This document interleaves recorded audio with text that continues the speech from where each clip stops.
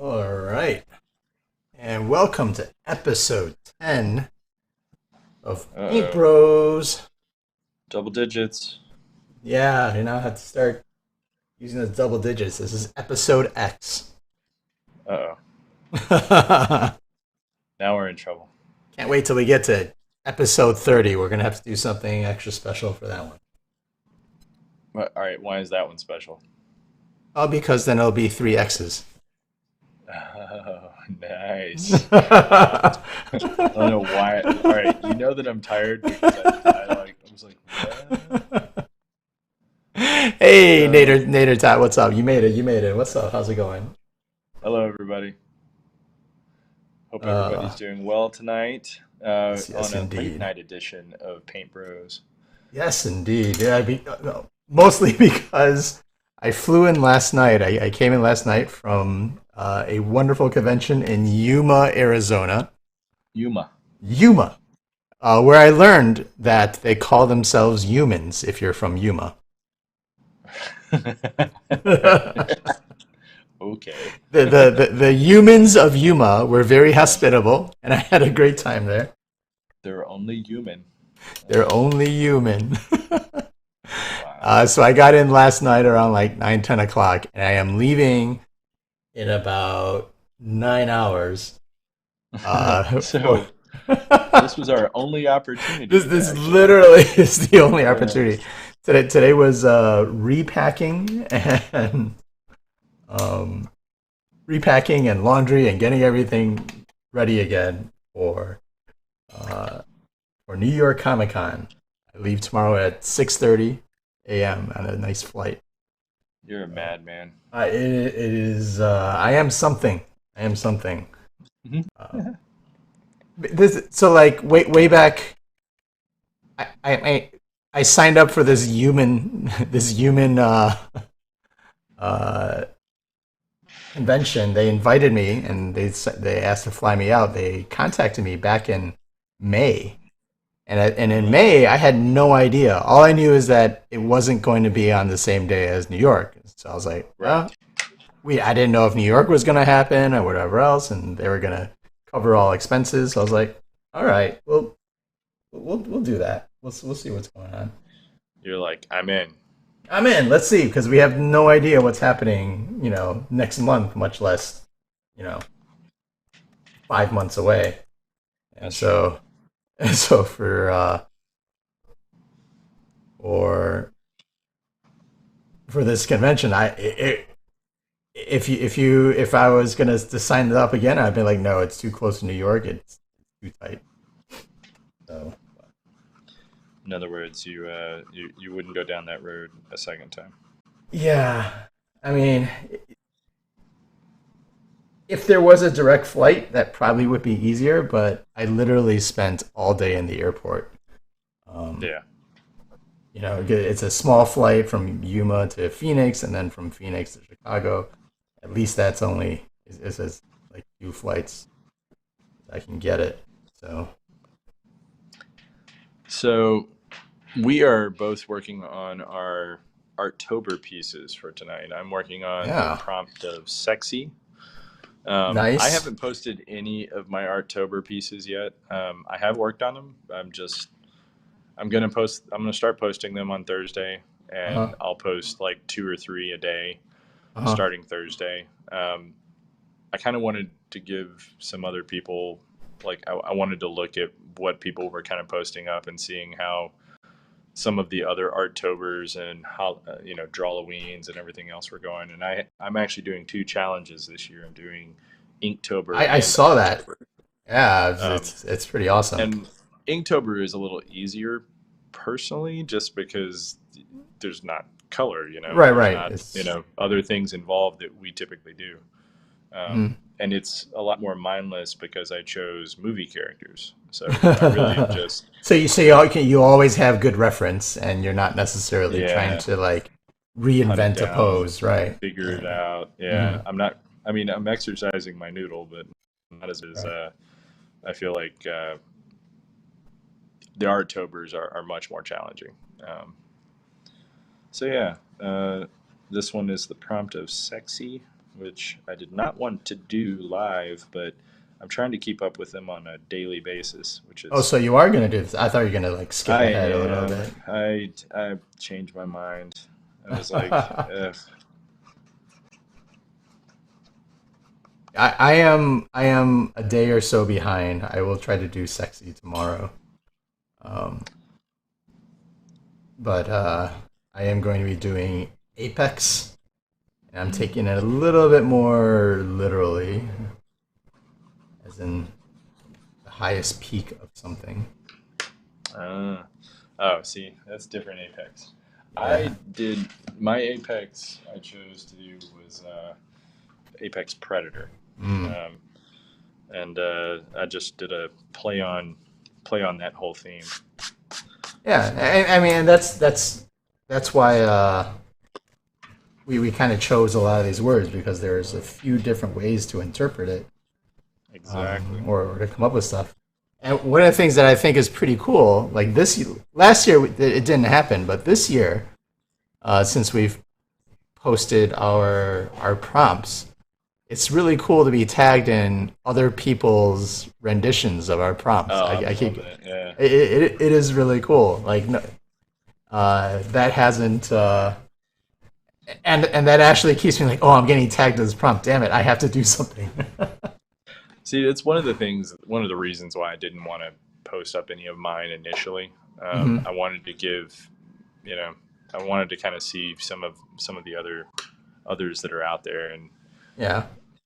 I'm loving Stefan's that I'm Oh, glad he Stefan's jumped in on great. it. Yeah, he jumped in on our yes, the French Wookie. If you're not following the French Wookie on Instagram, please do. He's jumped on. He is so to watch him We should, draw and paint is yeah. like watching like butter melt. It was just like it's beautiful. That's more amusing because of I don't know how long have you known Stefan for? I've known him for a couple years, but over the pandemic, he was like one of the few people I would actually. He lives like an hour and 45 minutes away, Right. so we actually went plein air painting a couple of times, so I got to know him a lot better. That's cool. You know, about like So his French cooking with. oh yeah. Well, baking in Hey, particular. yeah, Yeah. yeah, He's really big on baking. He used to be with Essential Sequential years and years ago. Oh, really? I Um, did not realize yeah, that. yeah. And at one year, they all published art books with the same sort of theme, Uh huh. um, and they all had like a different thing. So Eric's was chocolate, and his art book was like a Hershey bar. Um, Okay. uh, whatever Devil Pig, Dave Johnson, he was Hmm. what was he, bacon or something like that, and Yeah. his like book had like a bacon sort of look and feel, and Stefan's was croissant. And it was genius, right? That is But awesome. they all had like a theme that was like all along those lines. It was really cool. um, so yeah, that was kind of a clever thing whenever they were Right. all in cahoots together. What would your theme be? Dragons? Yeah, I have no idea, man. I don't know if I would do like a breakfast food like that. Oh, so it'd be a breakfast. Theirs was a breakfast food? Coffee. Well, I don't know, like some sort of food oriented thing. Uh, I don't know what would mine be. That's terrible. Um, a food oriented I don't theme. even. Yeah, like I Uh, cook everything, I man. I don't know. know. Uh, Uh, Boba. broiled salmon. Yeah, what is that? Like that's not gonna go over well. Yeah, Buy this someone coffee said, table book "Ooh, that looks like yeah, salmon. I can't wait to buy that one. Sounds great." Uh, Uh, no, no, mine. Wonderful. Yeah, I don't know if I would be able to hang.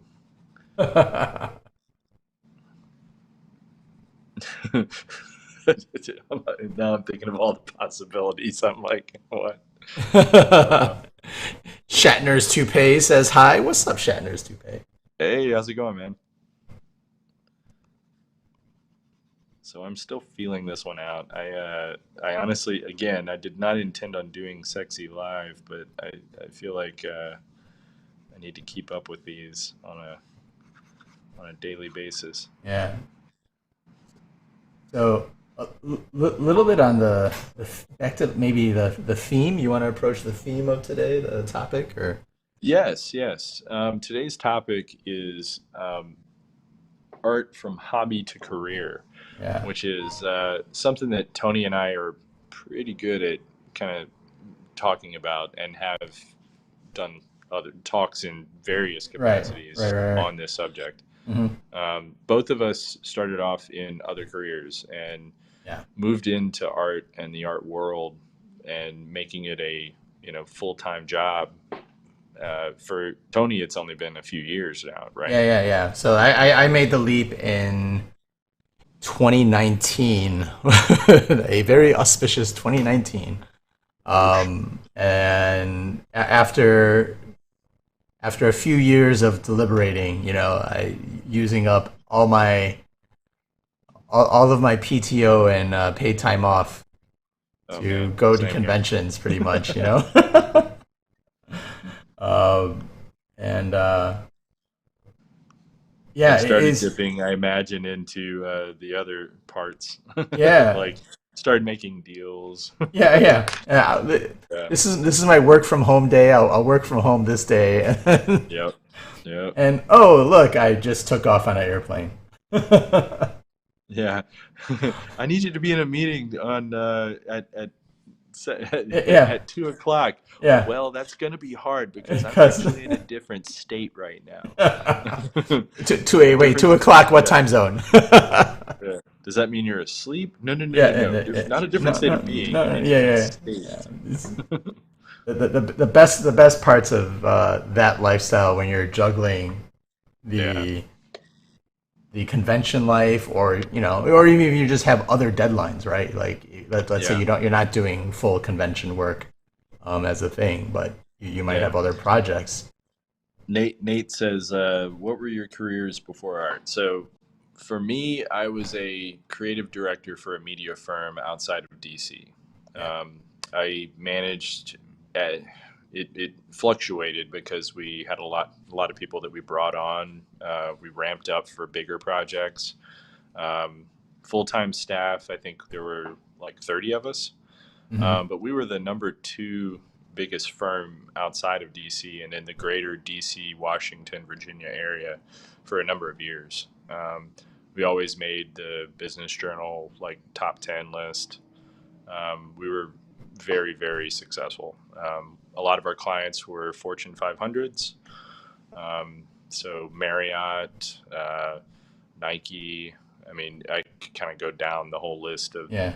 people that we worked for. Sony, um, most of the large political companies or uh, advertising agencies that specifically did adverts for politics. Hmm. We pretty much handled everything media wise for a lot of those. Well, yeah, you're pretty close to DC, so I imagine there's Yeah. a lot of there's a Oh, lot we of had like senators. We had a lot of big wigs in and out of the office on a regular yeah, basis. yeah, We lots of organizations and stuff like that.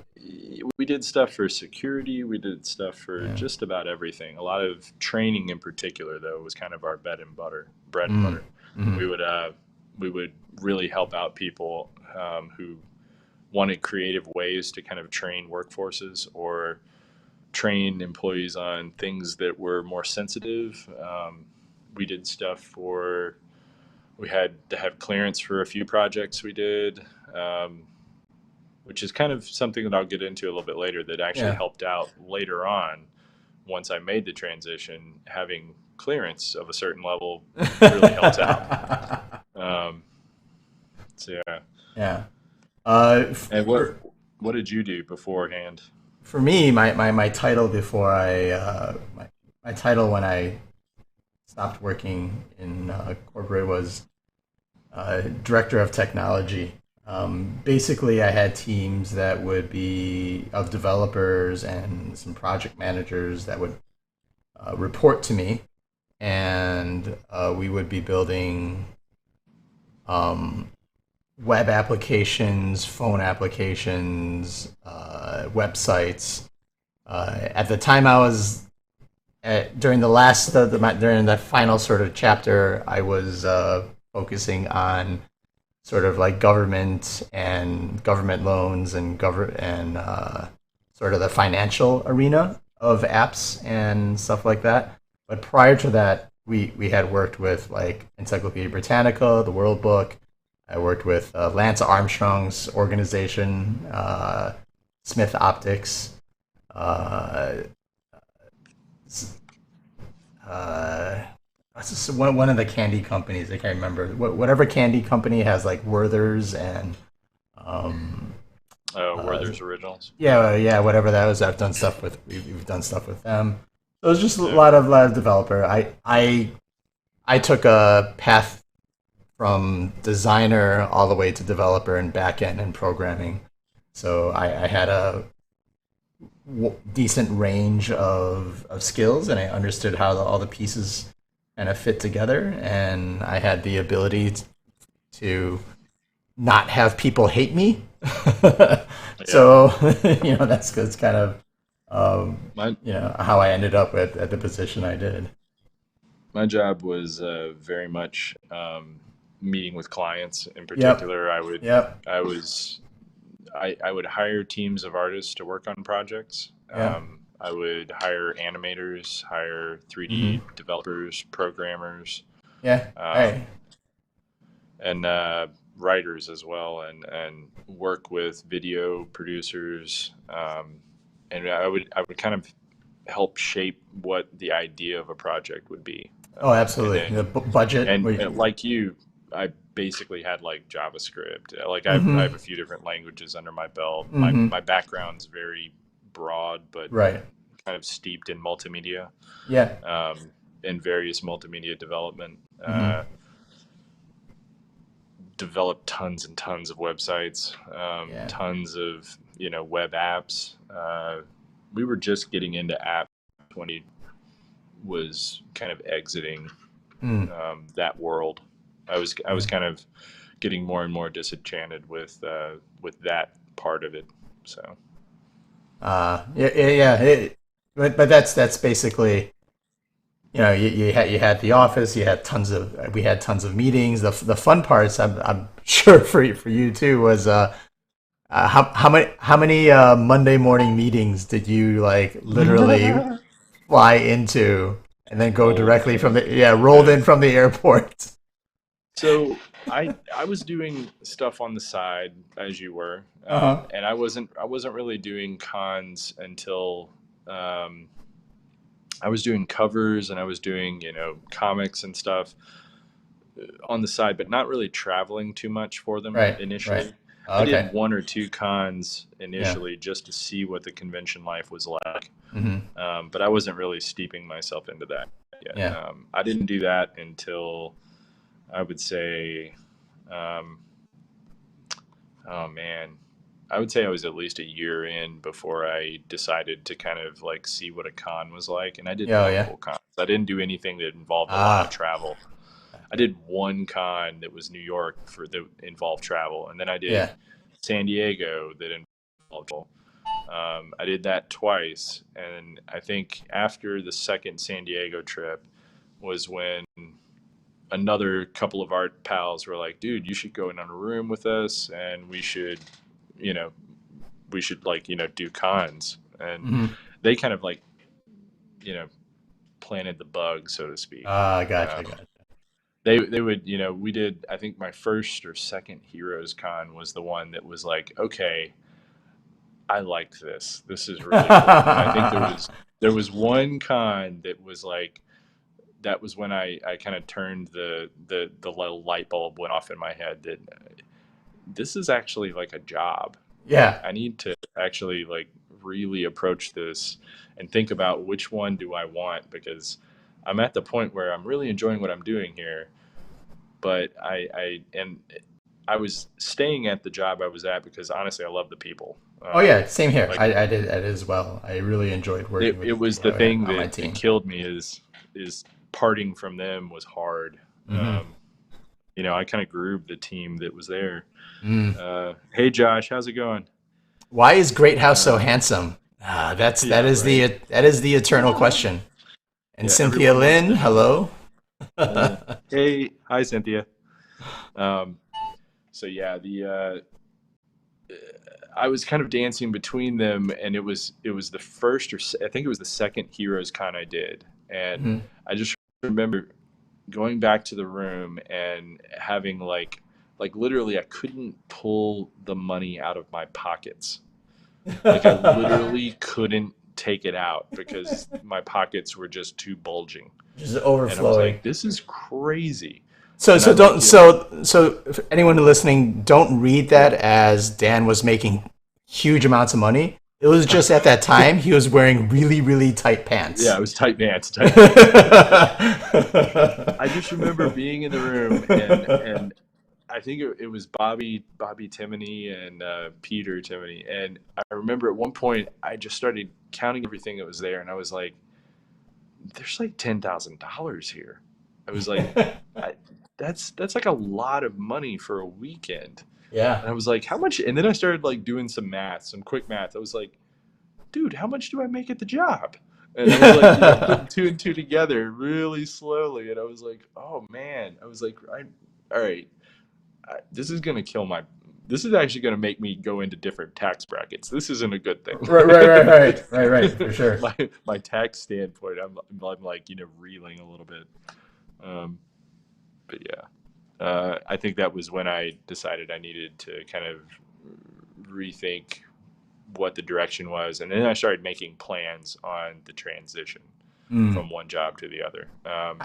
How was that the primary Money, no, yeah, was money the no. primary sort of trigger? But the primary one was family, Yeah. honestly. I was at a point in my life where I decided that all my siblings have children except Yeah. for one. Mm. And I'm the oldest of all of my siblings, and I have a big family. So it was one of Mm. those like, you know, I definitely wanted kids. I just wanted them on my own time. Right. And I had met the right person, and we had gotten to Mm. the point where we had a deal where after 2 years, if we weren't in the same zip code, we were going to call it quits. Um, Right. so as it started to get close to that point, I was like, all right, I'll look at houses in Florida. So I Got checked it. out Florida. I tried to find a house like 15 times. I think I made Mm. offers on homes. Um, and at this point, if we want to really talk numbers and stuff, I was making a very, very, very nice salary. Yeah. Like I was not hurting in any way, shape, or form. Right. And also, I did not need comics at all. Right. Like I didn't need any of the art stuff.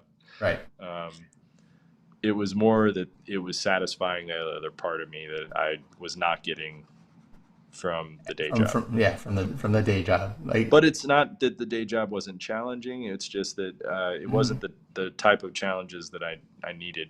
You know. Right, or that you wanted to have, right? Is like, Yep. oh, you and I were able to handle the challenges and the ups and downs, and it felt good Yeah. to be successful and tackle It, whatever the challenges were on a corporate level. And I'm sure you had the same confidence I did. Like whatever it was thrown at me in the office, I was confident that me and my team we can figure it out and we can take it on. I was never worried about us not being able to do something, and Yeah, I think that was also that kind of confidence was one of the reasons that I was doing so. We were so successful, and I was so successful. yeah, Um, yeah. I It's think the always the other. people you have around you, right? As a team. Oh yeah, I Yeah. think the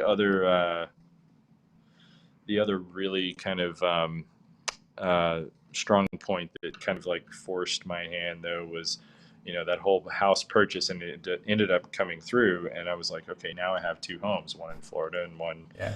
up north in Maryland, and I'm like, okay, step one is now accomplished. How far am I going to take this? And Right.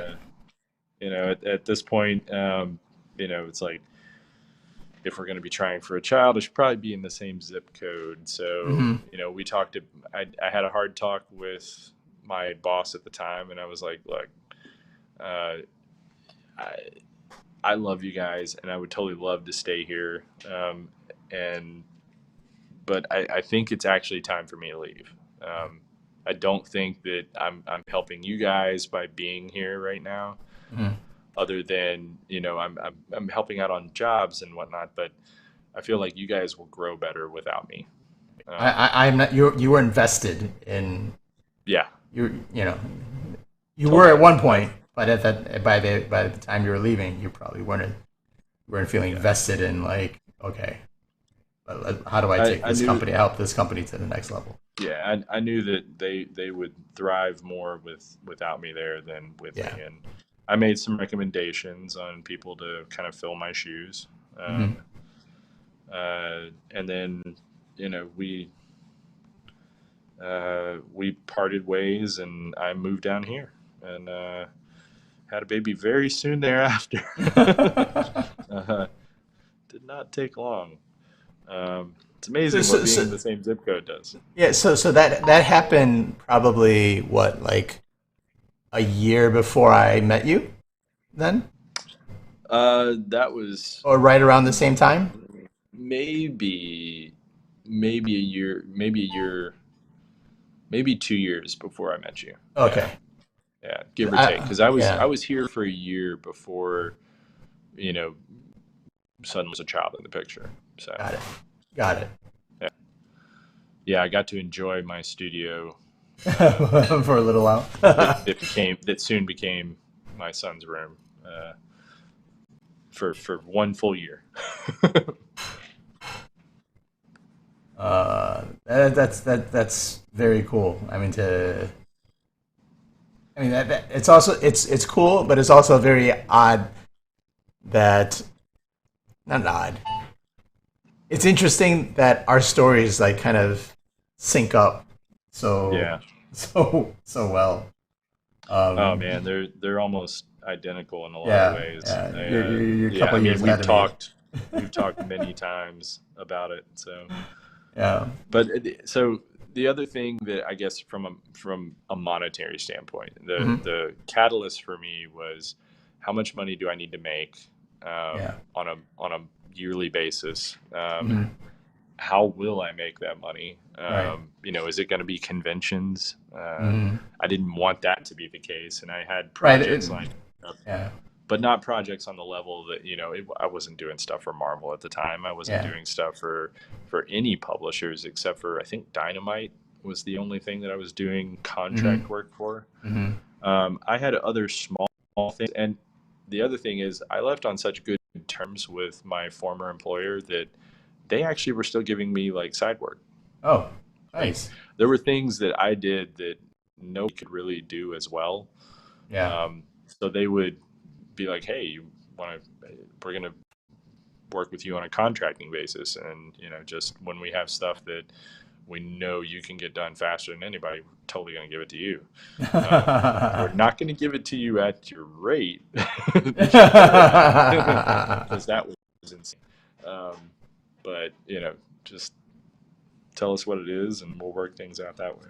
So, and That was good. Yeah. to this day, I still do work for my former employer. There's And still projects that I do periodically that I take on, and believe it or not, it's comics work. A lot of people don't realize that there's a lot of illustration and comics work that goes into corporate stuff. hmm Um, training you don't manuals and Oh, well, the thing is, the highest paying job I've ever had in any sort of comics field was working for the government. Making a comic book for the government paid better than any other job I ever had. wow. Like probably twice as much, if not three times as much. Yeah, I remember hearing about it. I'm like, damn, that's And once again, they pay it's better than because I Marvel. had a certain type of clearance that no one Yeah. else did. I mean that speaks. very well to, don't burn your bridges, right? Oh, totally. No, no, no. I don't believe in doing that unless you know, Run out even of then, everything. I Yeah. mean, unless you were really wronged in some way, and Yeah. even then, I'd try not to ever. You never know when someone's going to be either a your boss in Yeah. some way. Um, like people change jobs all the time, and you never want to have bad blood. Yeah. For sure. Uh, I try not to speak ill of anybody, mm. but at the same time, call them out on their bullshit. Yeah. Uh, I'm getting into the painting part now. I I'm already still trying started to my tweak painting at this. part. So this is supposed to be sexy. I'm not actually doing sexy. I'm doing crystal. Okay. Yeah, it just dawned on me that I'm like not doing the thing that I said I was doing. Nader Tot says, I'm probably considered an arson now because of all the bridges I've burned. Oh, an Oh arsonist. man, I love it.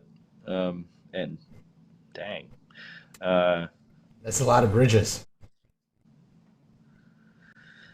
I I'm trying to think of like if I burned in. There's only one bridge that I ever burned at a job, and I Yeah. was like ready to, you know, nuke that one from orbit. I could care less. I have one that I can easily think of where I was like, I don't care.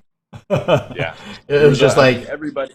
You have to reach a breaking point to do it that. was. It was full on breaking point. Yeah, for Yeah, sure. same here. Same here. I was like, yeah, you literally take this job and shit. Yeah, I was willing to nuke the whole thing. I'm like, okay. Mine was a golf course. Funny enough. Oh, really? Uh, yeah, I used to do grounds maintenance at a golf course, and it was a lot of really, really. This was when I was really young. Yeah. It was the most thankless job I've ever had in my life, and oh my god, I hated it.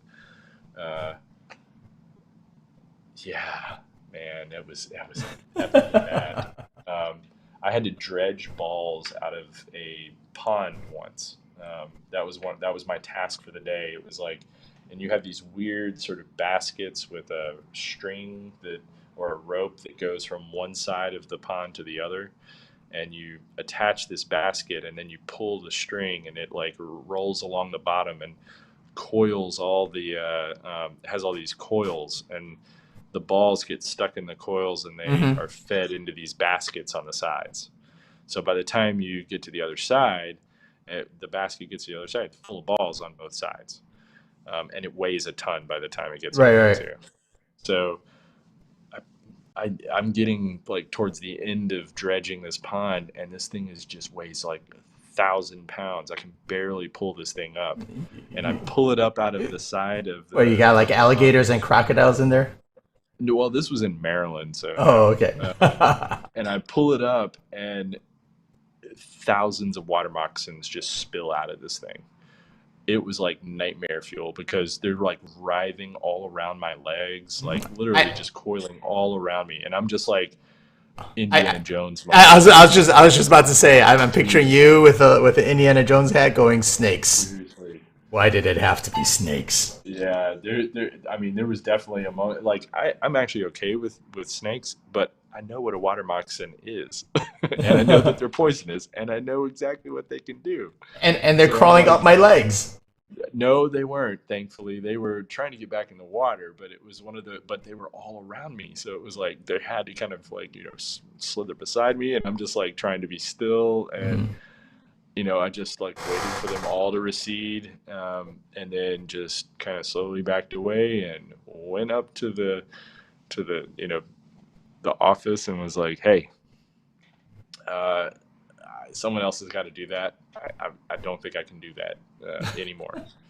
And he was like, "Why?" I was like, "Well, for one thing, it's infested with snakes. Like you have a massive infestation. Like you need to call somebody. This is not Yeah. like a normal one."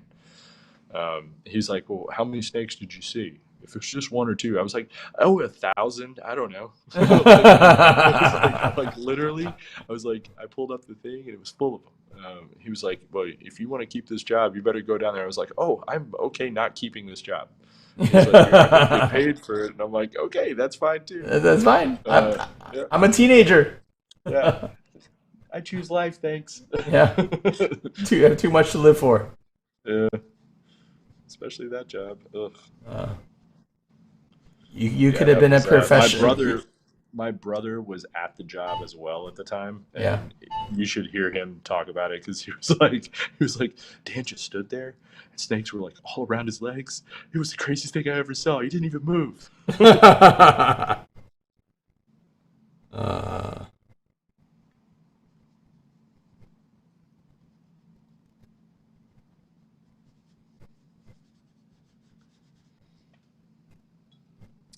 uh, Let's see here. Josh says, I think the level of respect and if you want to go back for it is the thing. yeah. Uh, And Nader Todd says, I worked for an ice cream startup. They gave me a last minute event when I was closing, and I had to open early the next day at 10 a.m. I got off work at 5:30 a.m. I definitely rage quit. oh, yeah. That'll do it. And Samantha Hamrick says, this is not her struggling to get the underwater prompt done. So, hilariously, I'm working on something that's underwater for Crystal. Underwater crystal. You're doing like, I'm going to do, I didn't know we can do multiple prompts at the same time. Well, you can do whatever you want to do, technically. That's the beauty of I'm Artober versus Inktober. I'm going to do 7. I'm going to do 1 week's worth of prompts in one piece. This is all just one prompt. And 2 words, lonesome dove.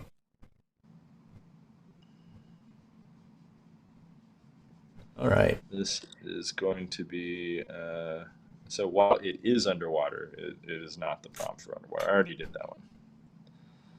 I have my underwater one next to me as well. So that one's over here. Your displacer beast. It's a displacer leviathan.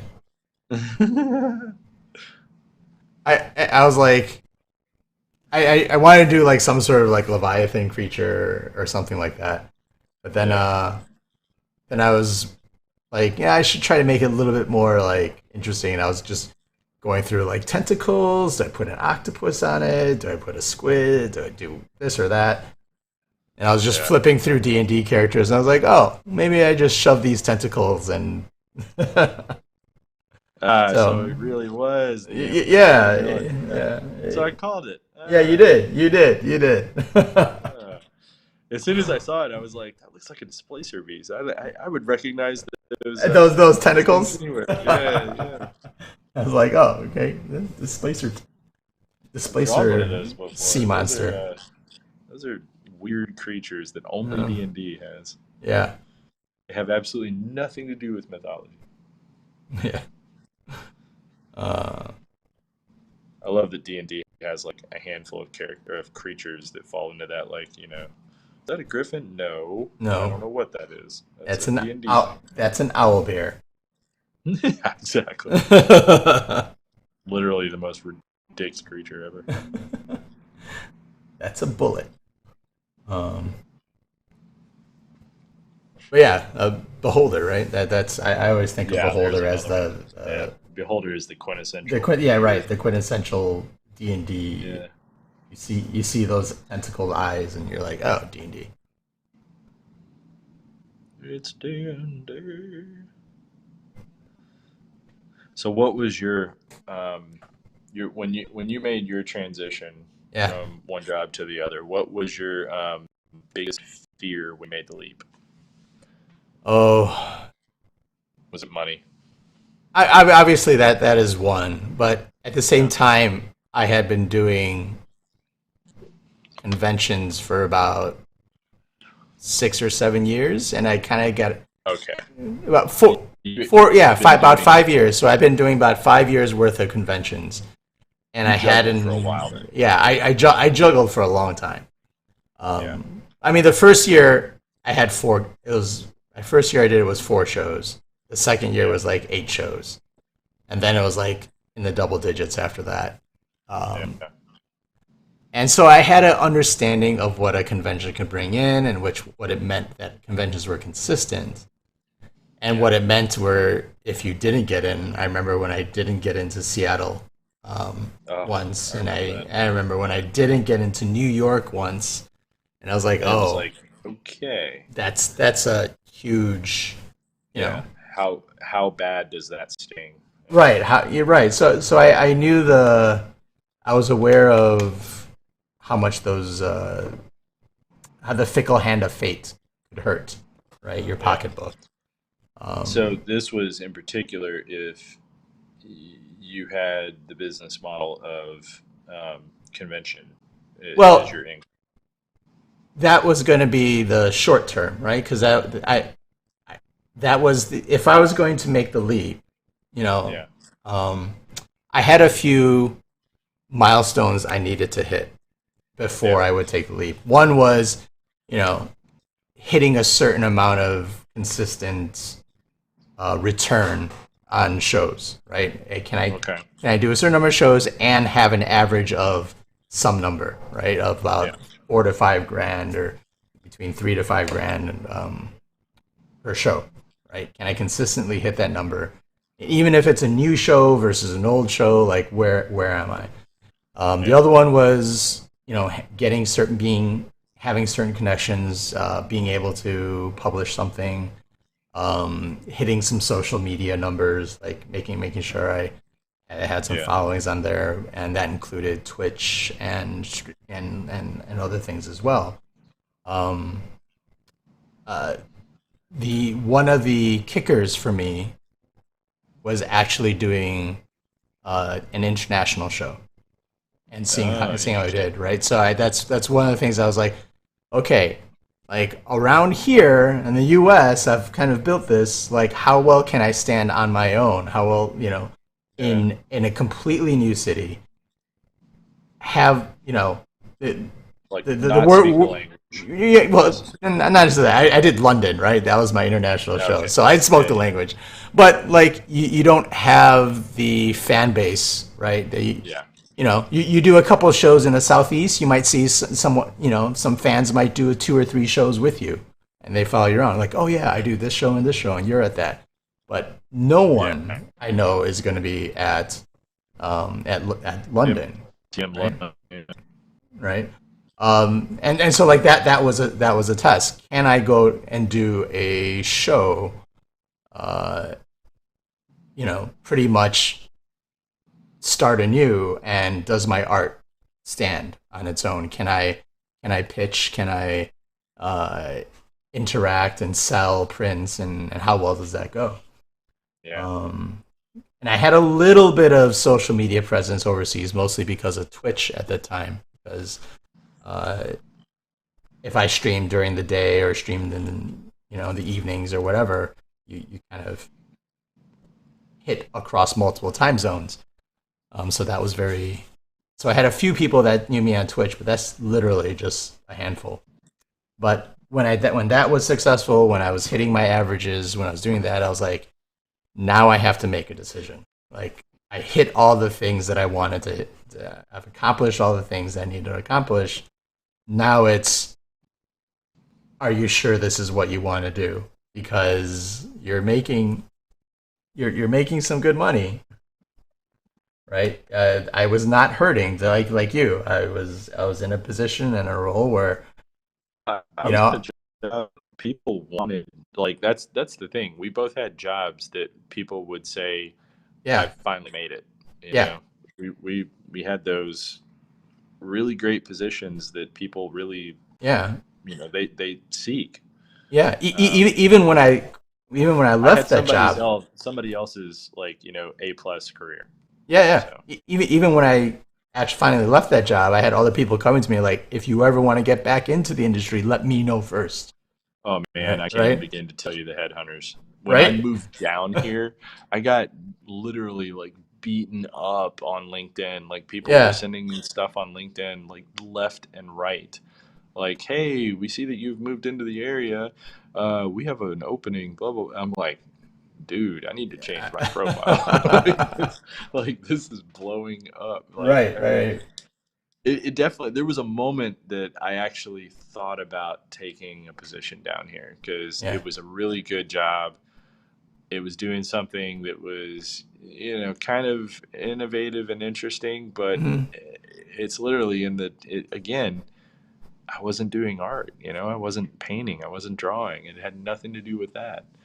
They were like, yeah, we're totally cool with you, doing that on the side. And I was like, yeah, I've done that on the side. And they're two different careers is what it is. That's not, you reach a point where it's like too much. You can't, you know, Oh we yeah. talked a little bit earlier where we would go to a con and then literally the next morning I would have a meeting. Hmm. So I'd be flying in Yeah. and With driving from the airport to the meeting. yeah. And talk about like crispy. I mean, there were times that I like rolled into a meeting and It's I'm smelling like like cologne. dripping. I'm like that's not cologne, that's jet fuel. Um, like I mean, it's like, yeah, you definitely can't. You can only do that a few times before you're like, okay, I can't do that again. That's too Oh yeah, much. yeah. Um, and um, and you're like researching the meeting on the oh plane that yeah, you're yeah. about to go for. Yeah, I remember. You're, I remember leaving like New York at like or Baltimore, some East Coast city, and it was like a 6 a.m. flight. I was like, okay, it's a 2 hour, 2.5 hour flight back to Chicago. I gain an hour because I'm coming east, so that means I land at like 8 o'clock. I can I can just I if love I I if I love if I how, if I leave my car at the airport, I can just yeah, take my yeah, car and just drive it into work. And there's a gym in the work, so I can just real quickly freshen up and yep. Take and a hit quick my nine shower. o'clock hit my nine Yep. o'clock meeting. Yeah, you're finding every way imaginable to justify it in your head, Yeah, like and oh you yeah, know that, and no one's gonna know. No one's gonna know. yeah, yeah, and you know that like you can't do this. Yeah, You gotta you know that you gotta stop is what it is. You yeah, know that you realize I can't keep doing this. I'm literally gonna die. yeah. And at the time, I had a I'm trying to think of what was the other like big catalyst for me change. Oh, I had to like lean on my ex girlfriend to Mm. watch my dog. That was the other thing. Was Oh, like because I yeah, had Sandor yeah. and I would have, it's like I would need somebody to watch my dog, and the only person that knew the dog in and out, and I was like, can you watch my dog? And it's like I can't do that. That's my ex. Like I can't, Yeah, yeah, yeah. yeah. There goes Tony finding all the loopholes. So you made an aboleth? Dan, I meet a girl. Tony, how good am I in another country? Sounds about right. Yeah. Yeah, nothing much has Um, changed. but yeah, I hit all those things, and I had to make the decision. Like is at the point where any basic tech tool or whatever else that I wanted it, I could just buy it. Yeah, I think that Latest was the iPhone, latest whatever. Like okay, great. Uh, but then it was just I was still doing that for like a year after. I was still kind of that mindset, like where I was like, you know, I would just trade up. I yeah, was. It wasn't until years later that I was like getting a little more frugal. yeah. Because I mean, when I went from one career to the other, I was, let's just say, I was making six figures, I was yeah, I and was suddenly yeah. I had to like basically cut that in half. Yep. Switching from one job to the other, literally, I took a pay cut. It was more Now, than a pay cut. It's more than a pay cut, buddy. well, For yeah, no, I both. know you're knocking off half your income, Yeah, yeah. It like was literally. So I built up a nest egg before I made the jump. yep. Um, I That made a was plan. I wrote down everything I would need. My second home that I now have in Florida, hmm I realized that I needed to make X amount of money to keep the mortgage going, yeah. keep all the lights on and so forth, be well fed, and be able to, have a certain amount of discretionary money to kind of fly to different cities, to do different Right. conventions and Right. shows. You needed So I needed a a slush fund. stash. Yeah, you need Yeah. yeah, exactly. A slush fund Yeah. stash. So I had my slush account hmm essentially, hmm that you use for business expenses. Uh, and then I was like, okay, I need about 10 to 15K that is like wiggle money.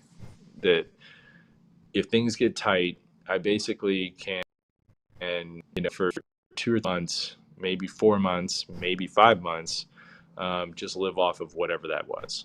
Yep. Um, and that was my, sort of like little egg that I kind of kept in check. And I think it was right at 20K is what I ended Yeah. up saving up. Um, and then when I hit that point was when I put in my notice. Mm. I was like, okay, That's I'm funny gonna. because yeah, I had sort of the same thing. Like once I made a decision, like okay, if I'm gonna do this, I'm gonna start putting aside a nest egg. I did the same, and mine was like 6 to 9 months of Yeah. worth of I could live off this like and not touch savings and everything else. Like this is specifically for it. Um, and I Six, wasn't. 6 months is the key, I think. Yeah, Yeah. yeah. 6 months felt like there's enough time in that 6 months to adapt to whatever's happening that's causing you to use that slush fund for six Exactly. months, To do it. Yeah. No, right? that's exactly what it Like is. if for some reason like the art thing completely doesn't work, like within those 6 months you have you have enough time to make a decision. Like okay, I'm gonna Right. go Right. find another job or Yeah. go back Yeah. to what I was doing or something like that. See, But yeah, I I had had, the exact same thing. yeah, I had this like mindset of once I make this decision, I'm never going back. I was Yeah, like, I, I, I kind of had to tell myself that there was no chance that I would ever return to that. Like, because otherwise, like my job at the time offered me a raise. They offered yeah, me more money. They offered me yeah. things that would normally entice people and be like, dang, okay, well, I guess I'll stay, and uh, I I had to be, you know, Oh, for rock sure. hard in my resolution and Yeah, my yeah, yeah. resolve. Otherwise, I would totally like stay, and that's what kept me there for so long. I No, mean, no, that's right. that and the people, between the people and the fact that they wanted me there so bad. Hmm. Um, and I mean, it's good to feel wanted, Uh, It is almost needed. but I knew that like they weren't growing because of it. In other words, like to a certain degree, they needed somebody that was not me in that position, that was Hmm. hungrier Hmm. and wanted things more than I did. Yeah, Um, you were there to like when I left. I was all about just keeping the status quo. Is everyone happy? Is well, there that's yeah, right? I mean, that's pretty much. I was making sure projects got finished and Yep. made sure that things looked good, and Hmm. but I wasn't. But honestly, at the time, I felt like they weren't innovating because I wasn't innovating. Right. No, And no, no, exactly. I wasn't going to um, really push the yeah, company forward. I was just making sure that everything was, but I you knew know. that others would be in that category. Mhm. So, do Samantha you ever Henrik, yeah. do you ever regret your decision to do this? Says Samantha. I did for the first year. I definitely had regrets, and I only had regrets from a. There were definitely moments when so the first year when I moved down here, one of the things I learned about home ownership is home ownership is both a blessing and a curse. It's great until you have home repairs.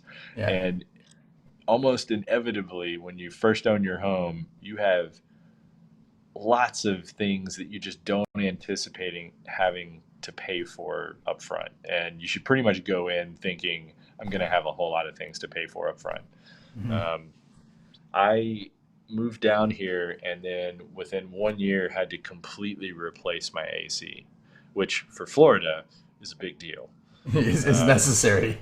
yeah, it's necessary. So I went from having like no worries, newly remodeled home, et cetera, to you owe 6 grand on a new AC unit on top of your other bills and everything else. So it was like, ugh. And then I had, on top of that, we had to do a bit of remodeling, and there was another 3 or 4 thousand, and it was just like I kept dipping into that, like initially, Yeah. that nest egg that I was like Hmm. not supposed to touch, Yeah. and that was definitely a frightening. and there were times where I was like, oh, I might have made a bad decision. That much larger income when I Hmm. have like basically nothing uh, is very it hurts. And there were definitely lean months where there weren't conventions going on. Like Oh yeah, there's a stretch of months between November and and February. February where there is literally no cons. Yeah, So you would think that's a very lucrative time of year, but it is really yeah, not unless you make it a lucrative time of yeah, year. Um, you have to do things that you would not normally do, and typically they're online or yeah. things of that nature because people don't really, you don't Pe- sell as well. yeah, people are spending time with their You sell family. They're much not. better on Yeah, in yeah, person than you yeah. do not in Online. person. Yeah. Oh yeah, and that's easily demonstrated by 2020. Yeah. For me, if you're so 2019 was my first full year of being a freelance artist, full time artist, as you will. Yeah. No real regrets during that time. Yeah. 2020, Repent. uh, 2020, after recovering from COVID and like going like, oh my god, it let's just say I got sick. Right? Let's say it wasn't COVID and the whole world. Let's say the whole world kept going and I was just stopped for about 3 months. Right? I was like, oh, that would be really, really, really bad. I kind of did. I was kind of okay because the whole world stopped, so it's not like I was missing out on much. But Yeah. definitely, It was devastating. there were moments where I was like, man, if I had my old job, I'd be working from home right now, and Yeah. and whatever else, and not have to worry about like health insurance and Yeah. like that is something like I had something I never had to worry about until going full freelance artist kind of a thing. The Um, only real times that I felt there were definitely times when they were all monetary for me. yeah, Like, yeah, and now that I'm thinking about it, I'm it like, I don't is. think It I is had completely. anything. No, I would say there was one other time. I had a difficult client once that I was doing some interior book work for, uh, and it was the first time I've ever experienced something where I literally had to kind of like literally throw the contract at them. Oh yeah. Um, yeah, I've never really had to do that with anybody at my old job Oh right, right, because because they're professionals. exactly they work in that industry, but it was like, oh my gosh, I literally have to do this. Like Hmm. I didn't anticipate ever having to do that, but um, yeah. So that was the other time that I was like, man, this is the part of my of this new job that I just really don't like doing, Yeah, which is being hard, which you have to be when you're in business for yourself sometimes. Um, yeah. What one of the the toughest things to do is to realize that sometimes it's better to fire the client. yeah, You that's know, true. It's rare it and is rare. You hope you never have to do doesn't it. really happen that often with like commissioners, but Yeah. um, I don't think I've ever had to deal with that, thankfully. Oh, but one of the things that we were talking we've talked about before is just like, oh, Yeah. I am not going to work for that. I'm not going to do another commission for that commissioner Yes, in the yes. future. There's definitely Right? been times when you take on something for someone, and then For you a turn variety of around reasons, right? For whatever the and then you reasons see are. it pop up on Yeah. comic art fans newly sold, and they clearly flipped it. Yeah. It was actually never really for them, even though they talked it up like, oh, I can't wait for it to be in the showroom and this, that, and the other thing. And it's like, you don't have to lie to me, man. Just like tell me up front that you're gonna do that. Yeah. Like, um, so yeah, I don't know. My only real but my biggest regrets that I've had, I haven't had them in a really long time, have been monetary. Um, Yeah. That's typically what it is, right? COVID wasn't one that really made me think that, though. It was for me. You didn't have to Bizarrely, stop working for like 3 months. no, I didn't. I didn't. You're right. You're right. I didn't have the same experience at all. You're right. Um, for me, it was definitely just a lean con year Yeah, once. yeah. It was like I didn't. I think I had stopped doing stuff for Marvel. I'd stopped doing stuff for DC, and I had just finished the Dynamite stuff, Mm, and it was like there was this one year. It was like the second year, and I also had a ton of obligations that prevented me from. I have a new kid, yeah. and a lot of obligations that prevented me from going to cons as well. Um, so that year was hard, uh, just because it was like I had to forgo New York, I had to forgo Baltimore, I had to forego one other con that was like right before there, and they were Mm. all three really big conventions Dragon Con? where, oh yeah, that's what it was. It was I think it was Dragon Con. Dragon So Con. all three of those cons Yeah. got nixed from my schedule, And those are some because of the of big my son, conventions. which are basically, you're looking at like $20,000 to $30,000 worth of income there that Yeah, you're potentially. just saying Yeah. bye to. Yeah. Yeah. So that was a really tight year, and that was also the year that I had to buy a new AC unit. Oh, So that year was like, oh, that was a blow. we have So Emmy you have ups and Creations. downs. Yeah. Yeah, we have Emmy Creations that dropped by. Oh yeah, we moved in and had to replace the fridge that came with the house. Oh yeah. Oh, Ironically, that was the first thing with the first major repair I had with my condo was the air condition as well. oh, really? So yeah, it was like 2 years in, and I'm like, why is it so hot in my place? Uh, Cynthia, I have absolutely dumped a client and returned their deposit. I tried to do what they wanted, but they wanted me to do was turn a photograph into a rendered 3D and rendered Yeah. 3D statues. They didn't tell me that's what they wanted until 1 month into the job. Oh, Oh. yeah. I've had lots of things where it's like they I thought it was one thing, and then suddenly it's something totally Mm-hmm. different. Yeah, I don't want to go into it too much, but Yeah. I have a current project that's kind of like that. Um, not a commission, but a client based thing Yeah.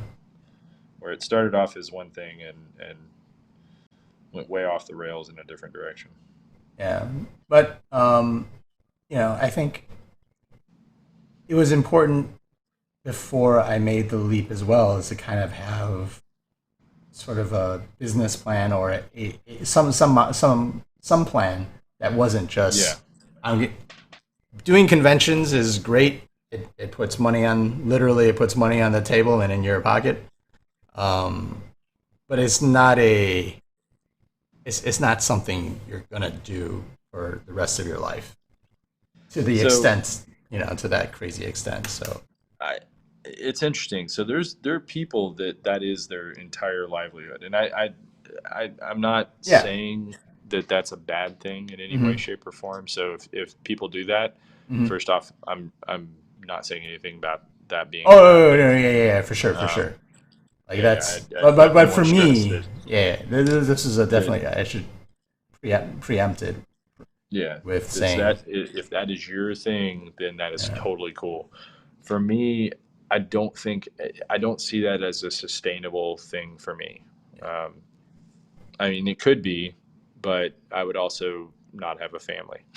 right, Like, I feel like that is a single guy that doesn't have a child. I don't see how you can have a kid and do that kind of traveling all the time. Like, right, it's just too hard.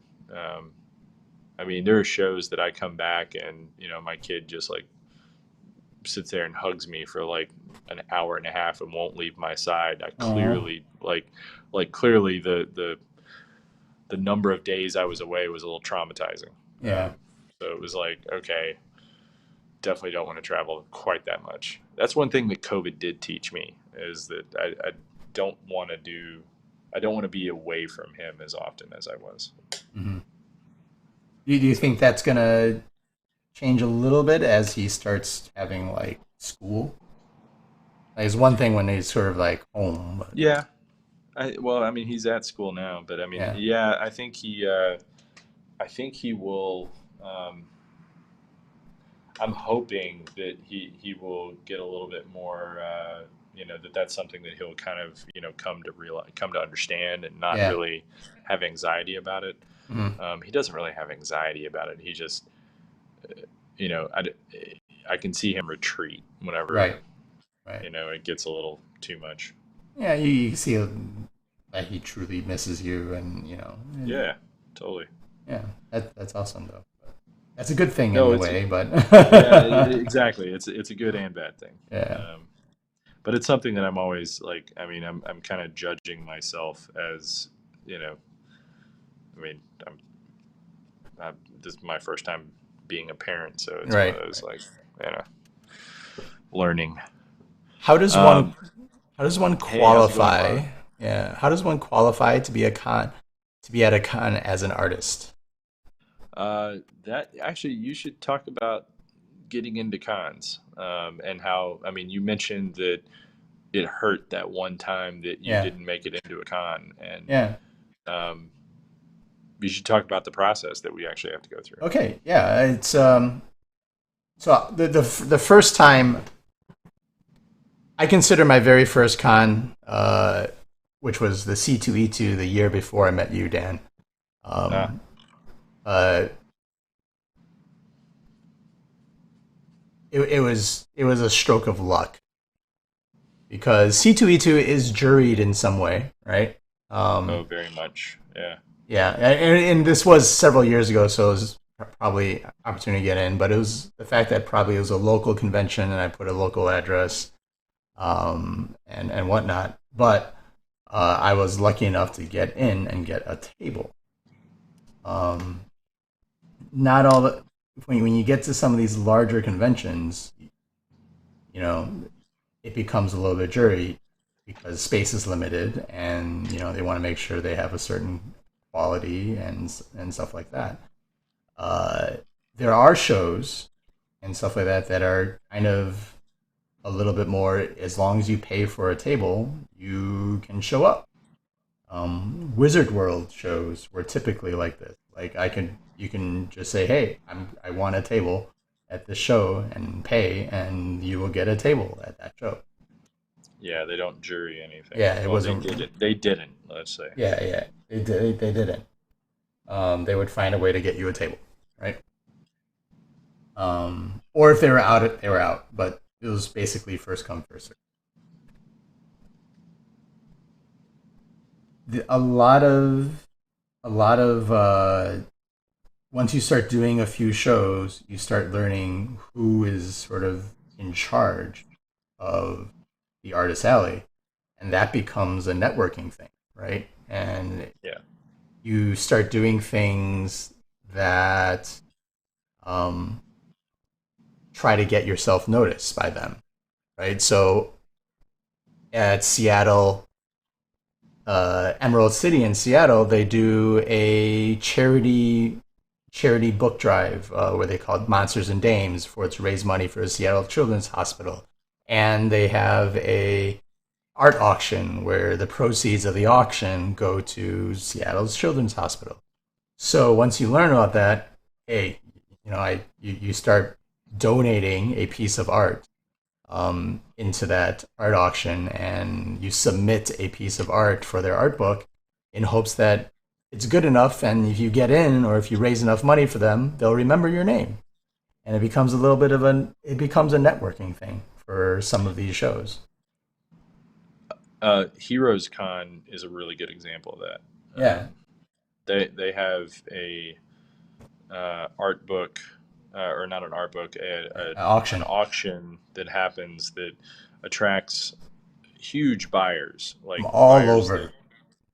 buyers that spend a exceptional amount of money. Hmm. Um, like they actually have like an entire club of people that drop $1,000 on pieces at the Yeah, show. easily. Um, yeah, that whole smoking jacket thing. Yeah, Uh, So, I mean, there are different ways to be noticed at those Hmm. cons, and once you are noticed at one of those cons, it becomes a something that basically you have an easier time getting into shows. Right. But connections are definitely the best way, in my opinion. Yeah. Like talking to people, Hmm. um, like talking to the promoters at cons. Like, I mean, Hmm. they're usually really open and Yeah. real easy to approach and chat with. Hmm. You just have to know who Um, they are, though. It took me a while to learn. Like, wait, who is this? What do they look like? yeah, Like, who am I looking for? right, right, yeah. You But know. also, I mean, and this is something where our former jobs really helped out because Oh, we absolutely. knew things to look for that I think Hmm. maybe, you know, people who didn't really have our kind of background might not be Hmm. cognizant of or kind of looking for things that we were. Yeah. Yeah. Um, I mean, we study the way things work all the time. Right. So, Right. Yeah, and that totally helps. Like, there's a small art to making a connection and being extremely pushy about it, and then uh, and then and then not actually capitalizing on on networking because you've annoyed them or you've just been too pushy or whatever else. Um, so that's it's a challenge. yeah. Uh, I think honestly, just chatting them up though yeah. is the best way to go. And chatting them up, asking them what the procedures are, and Hmm. actually just getting so that you're known and noticed. Is the toughest thing. Like Yeah. that's what's great about those charity auctions is that it immediately put your name out there. Yeah. Um, Josh says I was blacklisted for a con for about 4 years. That's unfortunate. which con? Yeah, I don't know what that is. It sucks. um, Cynthia replies to Samantha says for smaller shows, see what shows you're interested in, and when vendor application goes up, some conventions have different vendor artist alleys you can apply for. Yeah, Yeah, that's they true. say definitely like it's easier to just kind of get your experience doing some smaller shows. I kind of understand that. I did so for my first con. I did a I call it a reconnaissance mission Yeah. where I basically went to the show as a fan and just watch the way the professionals were working and Hmm. how they behaved, what they did, what they sold. I didn't really know enough about the world, so I kind of immersed myself that way. Yeah. Um, like I studied a lot of the behaviors of others. Oh yeah, yeah. I did that as well. Like I actually helped out, tried to help out some. I made friends with some of the Yeah. artists, from and then tried to help them out at a couple of different shows, locally or away. And so like Ben Templesmith was one that I became friends with, and then would just kind of help him out whenever I could, but also just to observe how he interacts, like how he sets it up, like what is he selling, what is he doing.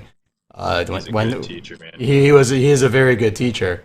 Yeah. Banter and stuff like that.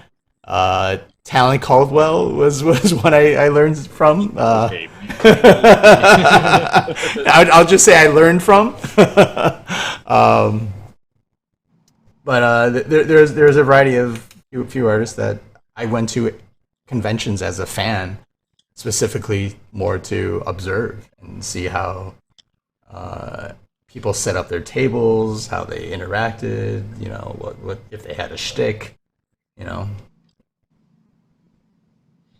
Yeah, learning the nuances. The behavioral stuff was the stuff that Yes. it's like for me it was eye opening because I just wasn't in that world yet, Hmm. and it was like, oh, so you take money before, and why Right. do you do that? It's like things like Hmm. that you have to kind of almost do the wrong thing first to know Right. why they do it. Yeah.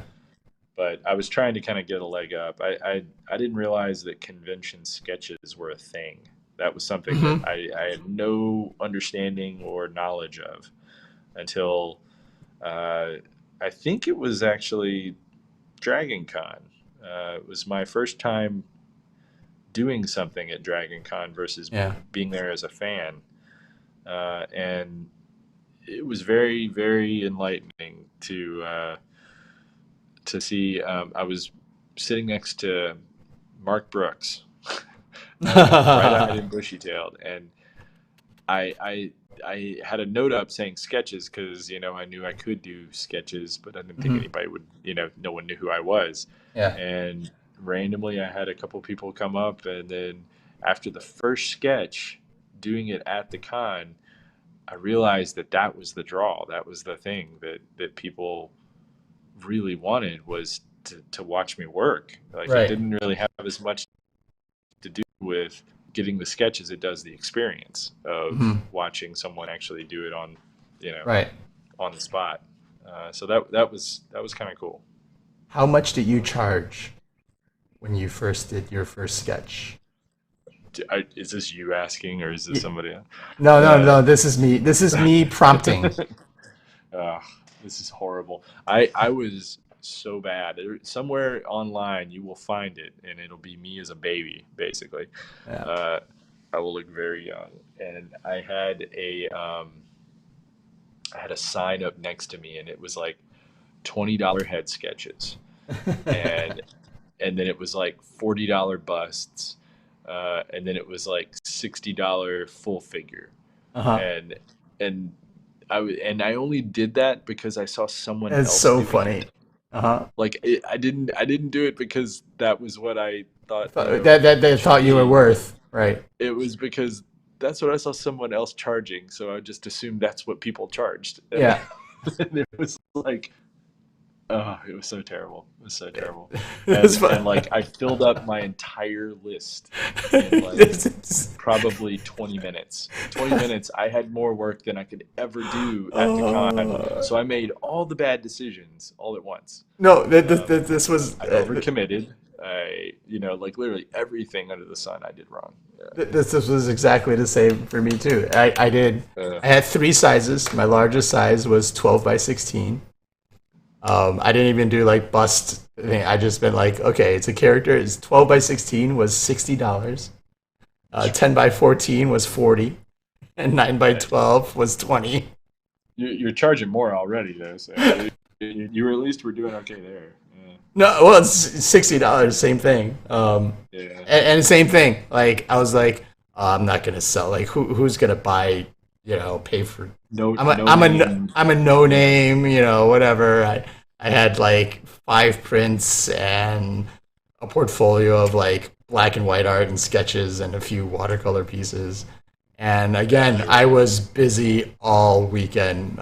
Oh my I gosh. was lucky it was a local show because I just went home and like painted more and got them all done. Yeah, it was nightmarish. There were definitely moments where I was just like, I, how do people get all this work done? And like I ended up like calling up a buddy of mine, Bobby, who had been doing this for years, and I was like, how much do you usually charge for like head sketches? And he was like, I don't know, like $50 or $60. And I'm like, oh. I was like, Ah. that okay. Ron says I purchased Mm. one of those $60 sketchbook full figure I commissions know from you Dan. did. I know you did. You're one of the very first commissioners I ever had, Wow. bro. Wow, that's awesome. He. So I was at this tiny show in like a gymnasium in Virginia, Yeah. and like I think they called it the Virginia Comic Con, but there's no way that could have been the entire Virginia Comic Con. It was Right. like literally a postage stamp. You could walk the entire quote con floor in about it's up one aisle, down one aisle, up one aisle. That's it. uh, and it was kind of interesting. There were like, but I mean, it was like Mike Zeck was there. There were like some people that were like big names at it because they Hmm. were local. They literally lived there. Hmm. Um, so it was interesting. I've learned that if it sells too fast, I'm not charging enough. Back in the Yeah, day, we both thought that was great. Yeah. yeah, yeah. That was crazy. I was totally Did they? happy. I was totally happy at the end of the show, and I was like, oh yeah, I made my money back, and I had like an extra $100 to all my Yeah. expenses. Um, My art. I now have an art, or I've acquired an art rep over the years. And I remember the very first show that my art rep came um, and like he'd been trying to, I guess, get me to start repping me for probably 3 years before I finally was like, okay, I'll give you a shot. mhm. Um, and he was like, I've got to up your rates. And I was like, okay, well, what are you going to up them to? Because I know what I can get. And he's like, no, no, no, you don't understand. I have to up your rates. Like you are doing too much, and it's more of a time. He's like you don't understand it now, but you will later. And if I don't up them now, you're going to be in trouble. I was like, and at the time I didn't understand. Right.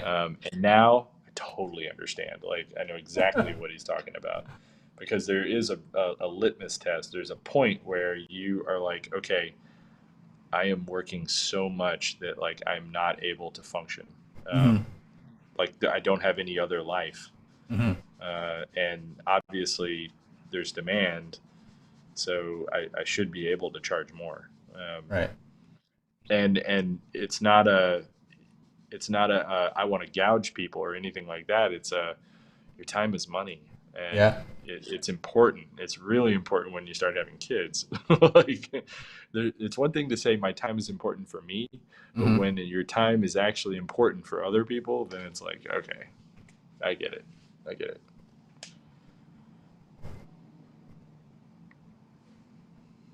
What do you do when more than one person wants one piece? Like, not prints, but original. How do you choose when and to who? Whoever contacts you first is usually my basic rule. I try and so I keep a list that's a running list that's. See, this is a very difficult question Yeah. because it fluctuates. I have a list that's a spreadsheet, and it literally is sequential. And I have dates that I took the commission, and then dates that I estimate being finished with it. And I Oh, have a. you're talking about like your commission list. Oh, you're talking about at a con? I read it as if more than one person like if you post this piece up Yeah. and like while you're working on it and someone wants to buy it and then like someone else wants to buy it, like how do you decide like who actually gets to buy it? Uh, I usually like first come first serve. Yeah, Um, that's how I and read it, but I I'm not sure if I that's try what she and do meant. that. I also put up like I try and not commit to anything until I've put up the price. Yeah. Like that's the thing. I kind of want, you know, because someone can say I want that, and then when they hear how much it is, Hmm. I've had people try and talk me down Yeah. to a different number, and I'm like, no, actually, that's what I want to let it go for. Yeah. So if you don't want to do it, there's this other person that will totally, probably be into Hmm. that. And someone, somewhere, some way, someone will probably do it. Yeah, Like that's a I whole have other thing about pieces. pricing, right? Pricing is Pricing maybe is a another really tricky topic. one. It Yeah, is because that there, that's there there have that's a been times that's a that I've just whole been nother. Yeah. I've been you can lower the price. There's I've had pieces where I'm just like, no, I'm not going to sell it for that low, even though I could have easily. I had tons of buyers, and we're just like, nope, I'm leaving it at this price. I have a number of pieces right now that I need to start listing online, and I've been really reluctant because I've had a lot of people earmarking them. Mm. Um, and it's one of those things where my art rep is like, dude, do not sell those for less than X. Yeah. And I'm like, that's a lot more than normally I would sell this particular type of piece for. Hmm. Um, Yeah, same here.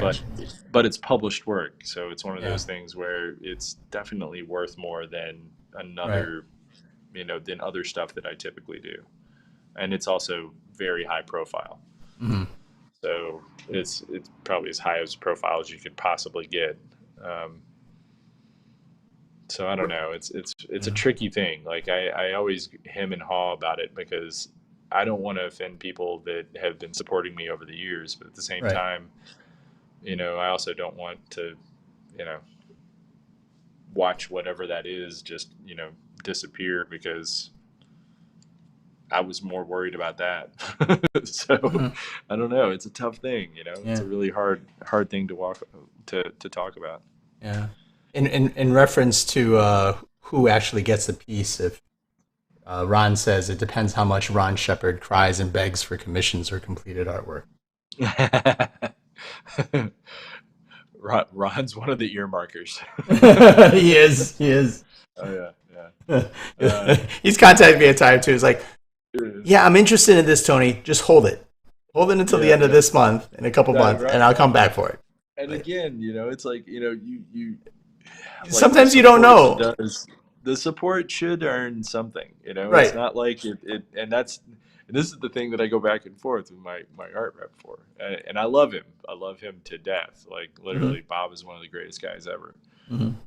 And he definitely has helped my career in a lot of ways.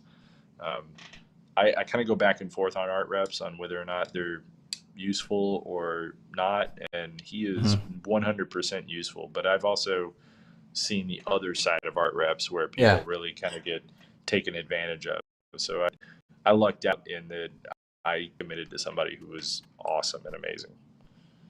Um, Which is another topic potentially. yeah, yeah, we could talk about that kind of stuff forever. Yeah. Uh, Speaking of topics and time, we are at an hour and a half. Oh yeah, that's true. Um, so we got, I would say, what, 15 more minutes maybe? Yeah. Yeah. Uh, My piece is almost sort of kind of maybe I can live with it. My apex.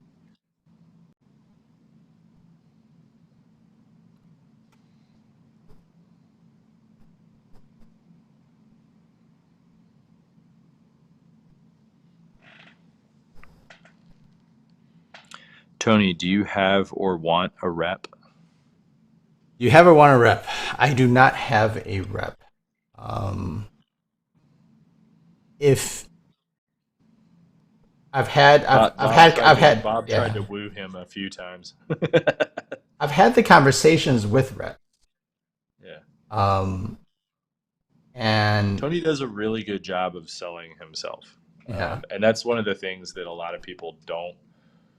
People that I think really need a rep are people that don't sell themselves very well. Mm. Oh, thank you. Um, Um, yeah, and so the, the thing, various different reps will offer different things to help you out. And there, a good chunk of them right now are kind of ancillary. yeah. Some artists hate signing up for shows, so the reps will sign them up for shows, right? Some don't like to do the trying to have the conversation and figure out, talk to a commissioner and say, oh, what do you want? You want this character? You want this character? And to have a conversation with whoever's commissioning you, to figure out what they want and why they might want it. Some artists don't. They just don't want to deal with it. Just tell me what you want and a price. Here's the price, and we're done. Like, don't don't don't have They a don't like the conversation. haggling Yeah, they part. don't like the haggling part or to figure it out with you or whatever else. I don't mind any of those things. Yeah. Again, I Tony sells himself well. He's not he doesn't fall into that category of artists that really struggle yeah with the business side, and yeah that's really what it is the yeah business side. Although I should also specify that a rep is not the same thing as an agent. right So a lot of people confuse those two, but right an agent is somebody who gets you work Yes. that's from It- publishers and things of that nature. yeah. A rep is someone who sells your work once it's done. Yes. And that's the big distinction Yeah. between the two.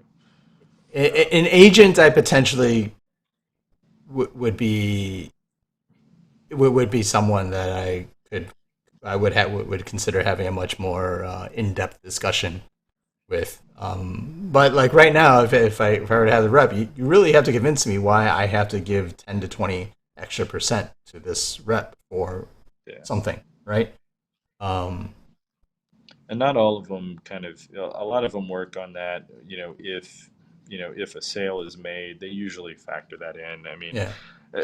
reps get a bad rap, but honestly, they usually end up making you more money in the long run. Hmm. Um, like I know that since Bob started repping me, my rates have doubled Right. from what they were, and it's been a slow upwards sort of thing. And he will periodically, once a year, just be like, "Hey, just letting you know, I've had to raise your rates a little bit." And it's not because he's getting more money necessarily per percentage and whatnot. It doesn't have anything to do with that. It's more And sometimes it's just the market he too. well, it's the market. Also, you have more demand for your work. Hmm. When your work is more sought after, and you're getting too many requests, you have to start. Okay, Hmm. that's too many. I need Yeah. to kind of pare it back a little bit. Yeah. When did you start doing a lot of client work? Says Matt. Um, I started doing a lot of client stuff about, uh, let's see here, 6 years ago, 7 years ago. Yeah. Was when I really started doing more client stuff. I fluctuate years. So one year I'll do a lot of client work and not many commissions, and then the next year I will flip flop that. I'm now on a going into more client work, um, which I'm kind of like picking and choosing. Hmm. Uh, I took on something that I wouldn't normally take on recently, um, but it was more to get a foot in the door than to do the actual work. uh, which is something that I'm surprised that I did, but it's a client that I've wanted to work with for a while. Um, Yeah. again, I'm my business side is like, okay, I want to make that connection. Yeah. That's a useful connection to have, In and the knowing in the people long run, there yeah.